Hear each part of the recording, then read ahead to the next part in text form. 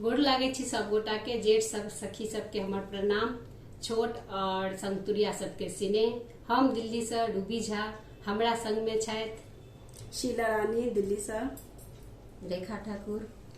और दुर्गा पूजा मतलब शक्ति के पूजा।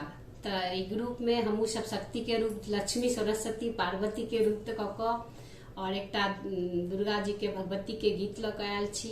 अहाँ सबके केहन लागत से कमेंट में जरूर करब। ए गीत सबके लेल हमरा सबके उत्साहित केलथि छाया दीदी, जकरा जेहने अबैया दुओ लाइन का गबियो दियो कहैत रहै छथिन। तो छाया दीदी ई गीत अहाँ लेल। छाया दीदी। भद्रकाली हमर कष्ट जल्दी हरू, भद्र